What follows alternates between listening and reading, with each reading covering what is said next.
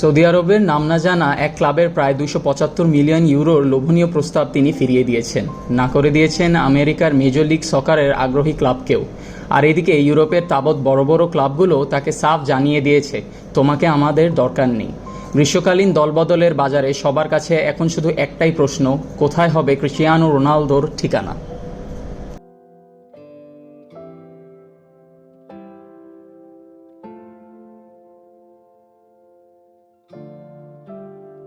বিগত ২১-২২ মৌসুমে Manchester United যখন জর্ডান স্যানচো এবং রাফায়েল ভারানকে দলে ভেড়ায়, তখন ক্লাব সমর্থকরা তাদের দলের সাফল্যের ব্যাপারে বেশ আশাবাদী হয়। ক্রিস্টিয়ানো রোনালদো যখন ওল্ড ট্র্যাফোর্ডে ফিরে আসেন, তখন তো সমর্থকরা শিরোপা জয়ের স্বপ্নে বিভোর হয়ে ওঠে।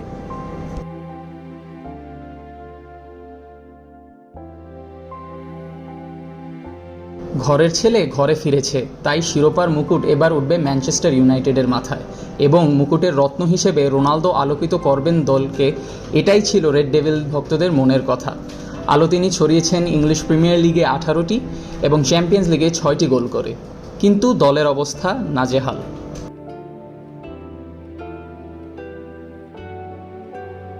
২২-২৩ মৌসুমকে সামনে রেখে নতুন ম্যানেজার এরিক টেন হাগের অধীনে ম্যানচেস্টার ইউনাইটেড যখন নতুন করে দল সাজাচ্ছে, তখনই বোমা ফাটালেন তিনি।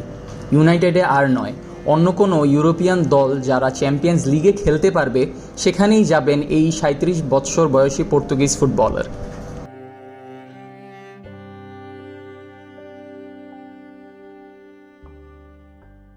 সুপার এজেন্ট জর্জ মেন্দেস, যিনি কিনা রোনালদোর এজেন্ট, ইতিমধ্যে ইউরোপের নামিদামি সব ক্লাবের সাথে যোগাযোগ শুরু করে দিয়েছেন।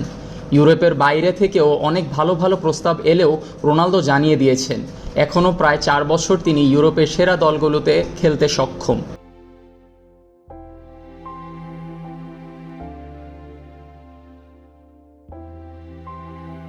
চেলসির নতুন মালিক টড বয়েলির সাথে মেন্দেসের যোগাযোগের কথা সকলেই জানতে পারে। ২-৪ অনেকেই এই হিসাব করে ফেলেন, তবে চেলসিতেই যাচ্ছেন CR7। কিন্তু না, চেলসির ম্যানেজার থমাস টুখেল এতে অসম্মতি দেন।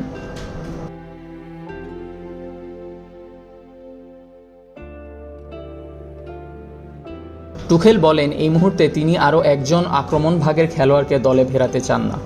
ইতিমধ্যে রাহিম স্টার্লিংকে দলে ভিড়িয়েছেন, তাই তার অগ্রাধিকার এখন দলের রক্ষণকে মজবুত করা।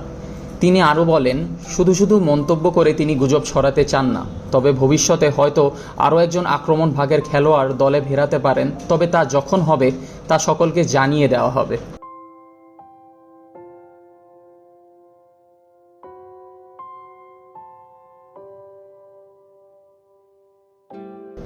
পিএসজির কাছেও রোনালদোর ব্যাপারে কথা বলেন জর্জ মেন্ডেস। নাসের আল খেলাফি হয়তো তাকে দলে ভেড়াবেন, আর পুরো ফুটবল বিশ্ব রোনালদো এবং মেসিকে একই দলে খেলতে দেখবে। অনেকেই সেই স্বপ্ন দেখতে শুরু করেন, কিন্তু না, এখানেও নিরাশ হতে হয় এই সুপার এজেন্টকে।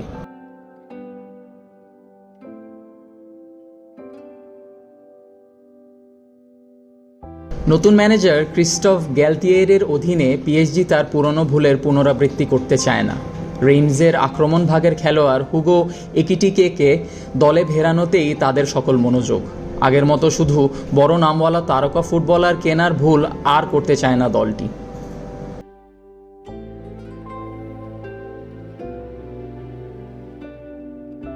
ইউরোপের আরেক বড় ক্লাব বায়ার্ন মিউনিখের সাথেও রোনালদোর নাম উচ্চারিত হতে থাকে। লেভানডস্কি বায়ার্ন ছেড়ে যে বার্সেলোনাতে যাচ্ছেন সে খবর ইতিমধ্যে নিশ্চিত করা গেছে। আক্রমণ ভাগের জায়গা খালি এবং রোনালদো ওল্ড ট্র্যাফোর্ড ছাড়তে মরিয়া, এ যেন সোনায় সোহাগা।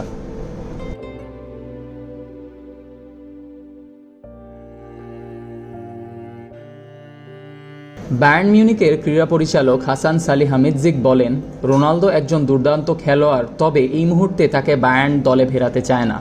বায়ার্ন কিংবদন্তি অলিভার কান, যিনি বর্তমানে ক্লাবটির সিইও হিসেবে দায়িত্ব পালন করছেন, তিনি বলেন, রোনালদোকে দলে ভেড়ানো ক্লাবটির দর্শন পরিপন্থী।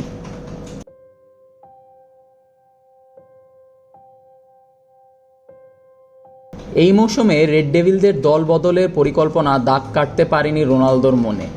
ক্লাবকে তিনি ভালোবাসেন, কিন্তু তাদের পরিকল্পনায় তার আস্থা নেই, তাই তিনি ওল্ড ট্র্যাফোর্ড ছেড়ে চলে যেতে চান।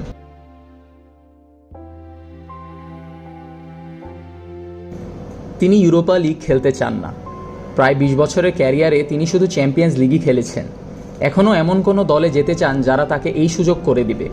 কিন্তু ইউরোপের বাঘা বাঘা সব দলগুলো ইনিয়ে বিনিয়ে একটা কথাই বলছে, রোনালদো, তোমাকে আমরা চাই না।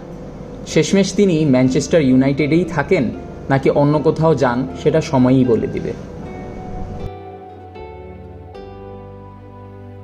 শফিকুল ইসলাম, খেলা ৭১।